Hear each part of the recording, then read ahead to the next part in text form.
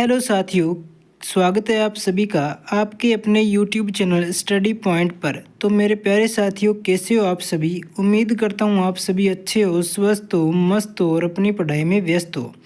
तो प्यारे साथियों, आज अपने शिक्षा मनोविज्ञान का अति महत्वपूर्ण टॉपिक है अधिगम में आने वाली कठिनाइयाँ करेंगे और इसके अपने 50 महत्वपूर्ण प्रश्न करेंगे जो अपने आने वाले एग्ज़ाम रीट मेंस लेवल 1 और 2 के लिए महत्वपूर्ण होने वाली है।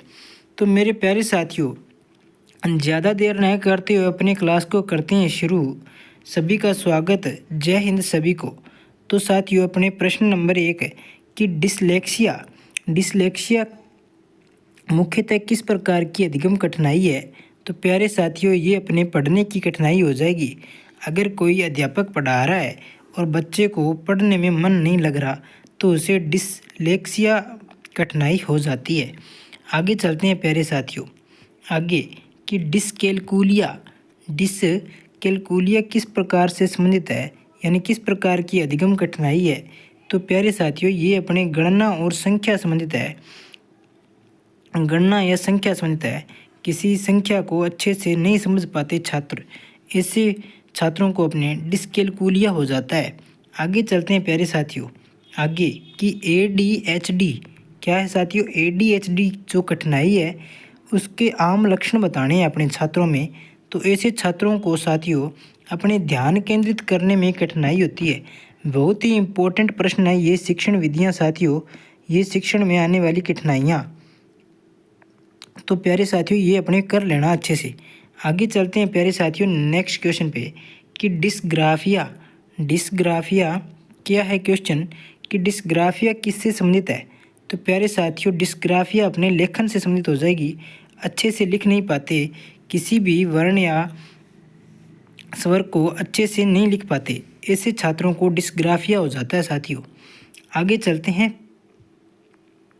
आगे साथियों कि समावेशी शिक्षा का मुख्य उद्देश्य क्या हो जाएगा? तो इसमें जो प्यारे साथियों अपने राइट आंसर हो जाएगा वो अपने ऑप्शन बी हो जाएगा कि इससे क्या हो जाएगा? अपने ऑप्शन बी राइट आंसर हो जाएगा अपने ऑप्शन बी कि सभी प्रकार के छात्रों को एक साथ पढ़ाना समावेशी शिक्षा हो जाएगा। आगे चलते हैं मेरे प्यारे साथियों, आगे कि अधिगम कठिनाइयों की पहचान सबसे प्रभावी किस उम्र में होती है? तो अधिगम कठिनाइयों की पहचान सबसे प्रभावी उम्र मेरे प्यारे साथियों प्रारंभिक अवस्था में होती है। किस अवस्था में होती है? प्रारंभिक अवस्था में।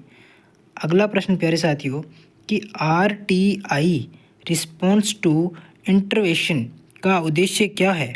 तो रिस्पॉन्स टू इंटरवेंशन का मेरे प्यारे साथियों राइट आंसर हो जाएगा अपने अधिगम में कठिनाइयों की पहचान और हस्तक्षेप हो जाएगा RTI रिस्पॉन्स टू इंटरवेंशन। अगला प्रश्न प्यारे साथियों, अगला प्रश्न कि विशेष छात्रों के लिए सबसे उपयुक्त मूल्यांकन विधि कौन सी है? तो सबसे उपयुक्त मूल्यांकन विधि हो जाएगी अपने मौखिक मूल्यांकन। कौन सी हो जाएगी? मौखिक मूल्यांकन।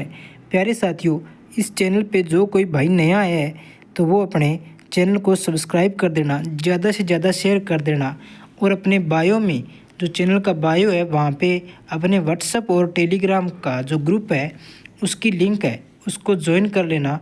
वहाँ पे आपको क्लास की PDF मिल जाएगी। आगे चलते हैं प्यारे साथियों, अगला प्रश्न कि IEP क्या है? IEP इंडिविजुअलाइज्ड एजुकेशन प्लान है। इंडिविजुअलाइज्ड एजुकेशनल प्लान है साथियों, ये क्या है? तो प्यारे साथियों, ये हो जाएगा प्रत्येक कठिनाई वाले छात्रों को विशेष योजना।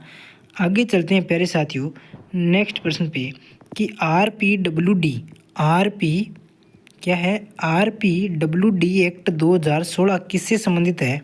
तो प्यारे साथियों, ये हो जाएगा अपने दिव्यांग व्यक्तियों के अधिकार से संबंधित हो जाएगा। आगे चलते हैं, आगे कि डिसलेक्सिया वाले बच्चों में आम समस्या क्या होती है प्यारे साथियों? तो ऐसे बच्चों को अक्षरों को उल्टी पहचान होती है। क्या होती है? अक्षरों की उल्टी पहचान होती है। आगे चलते हैं प्यारे साथियों, आगे कि डिसकैलकुलिया वाले छात्र होते हैं, वाले छात्रों को सबसे सहायक उपकरण क्या होगा? तो प्यारे साथियों, ऐसे छात्रों को अपने गणना ब्लॉक्स बना के देंगे। अपने गणना ब्लॉक्स बना के देंगे। आगे चलते हैं प्यारे साथियों, अगला प्रश्न कि ADHD वाले छात्र होते हैं, इन छात्रों के लिए सबसे प्रभावी शिक्षण तकनीक कौन सी होगी? तो ऐसे छात्रों के लिए छोटे और स्पष्ट निर्देश होते हैं प्यारे साथियों, छोटे और स्पष्ट निर्देश होते हैं।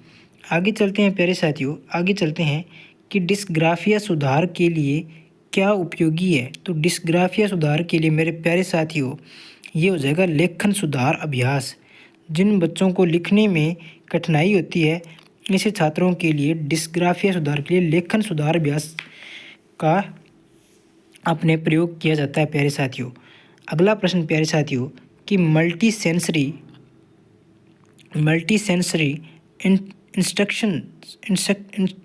इंस्ट्रक्शंस क्या है प्यारे साथियों?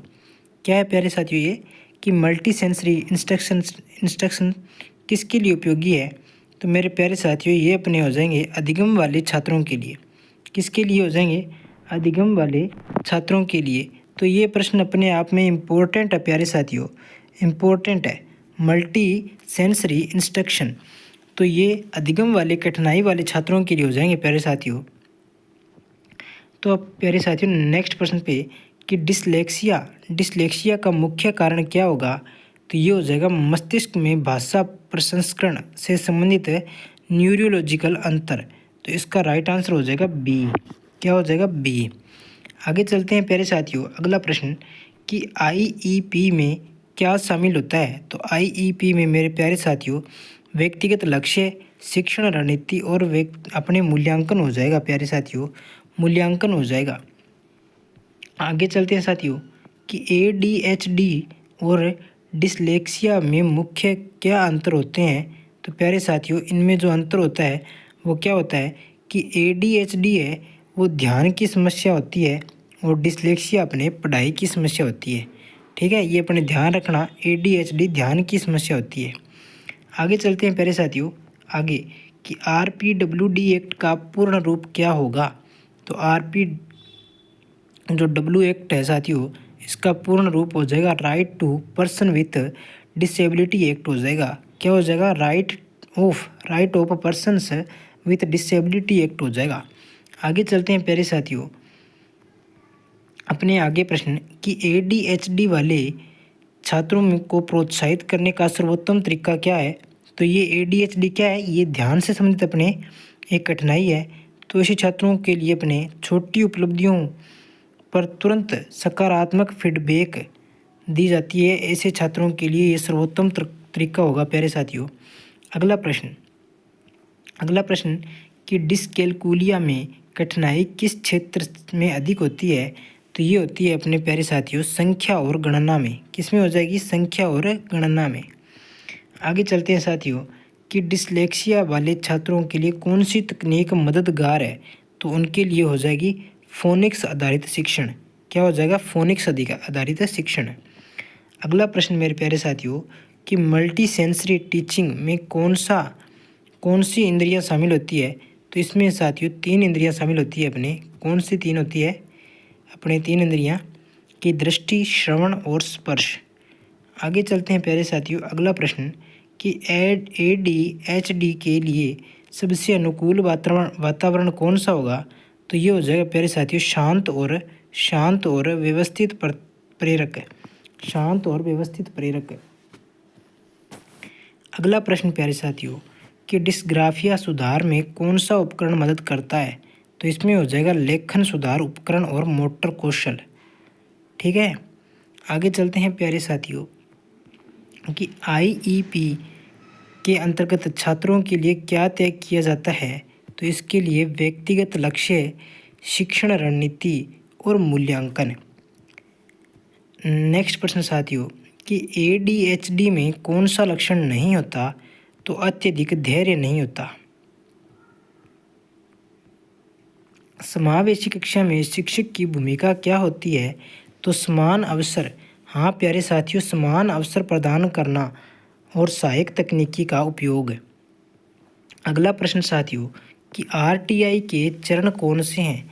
तो RTI के चरण हो जाएंगे पहचान, हस्तक्षेप और मूल्यांकन व समायोजन। ये हो जाएंगे प्यारे साथियों अगला प्रश्न प्यारे साथियों कि ADHD वाले छात्र के लिए शिक्षण विधि कौन सी हो जाएगी? तो ये हो जाएगा साथियों सक्रिय सीखना और छोटे कार्य। अगला प्रश्न प्यारे साथियों कि डिसलेक्सिया वाले छात्रों के लिए मूल्यांकन कौन सा उपयुक्त है? तो ऐसे छात्रों के लिए अपने मौखिक मूल्यांकन हो जाएगा। कैसा मूल्यांकन हो जाएगा? मौखिक मूल्यांकन।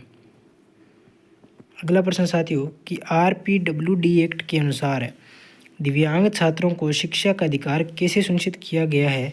तो इनके लिए समावेशी अधिक शिक्षा हो जाएगी साथियों। अगला प्रश्न प्यारे साथियों कि ADHD से प्रभावित क्षेत्र कौन सा होता है? तो प्यारे साथियों ध्यान और कार्य निष्पादन। अगला प्रश्न प्यारे साथियों कि डिसकैलकुलिया वाले छात्रों के लिए कौन सी विधि मददगार होती है? तो ऐसे छात्रों के लिए प्यारे साथियों विजुअल और टच बेस्ड गणना होती है। अगला प्रश्न प्यारे साथियों कि IEP के माध्यम से शिक्षक क्या सुनिश्चित करता है? तो छात्रों के लिए व्यक्तिगत लक्ष्य प्राप्ति। क्या होता है? छात्रों के लिए व्यक्तिगत लक्ष्य प्राप्ति। अगला प्रश्न प्यारे साथियों कि मल्टी सेंसरी टीचिंग का लाभ क्या है? तो प्यारे साथियों हो जाएगा पठन, लेखन और गणना में सहायता। अगला प्रश्न प्यारे साथियों कि डिसलेक्सिया की पहचान कैसे होती है? तो मानवीकृत परीक्षण और शिक्षण मूल्यांकन से अपने डिसलेक्सिया की पहचान हो सकती है। मेरे प्यारे साथियों अगला प्रश्न कि ADHD वाले छात्रों के लिए कौन सा शिक्षण तरीका सर्वोत्तम हो जाएगा? तो सक्रिय सीखना और छोटे कार्य अपने सर्वोत्तम हो जाएगा प्यारे साथियों, सर्वोत्तम हो जाएगा। अगला प्रश्न प्यारे साथियों कि समावेशी शिक्षा का लाभ क्या है? तो समावेशी शिक्षा का लाभ हो जाएगा सभी छात्रों को सामाजिक और शैक्षणिक विकास करना। मेरे प्यारे साथियों डिस्ग्राफिया सुधार के लिए कौन सा अभ्यास उपयुक्त है? तो प्यारे साथियों ये हो जाएगा अपने लेखन सुधार और मोटर कौशल। अगला प्रश्न प्यारे साथियों कि ADHD वाले छात्रों को प्रोत्साहित करने का सर्वोत्तम तरीका हो जाएगा अपने क्या होगा? छोटी उपलब्धियों पर तुरंत फीडबैक देना। नेक्स्ट प्रश्न प्यारे साथियों कि RPWD एक्ट किससे सुरक्षा सुनिश्चित करता है? तो सभी दिव्यांग छात्रों के लिए अधिकार।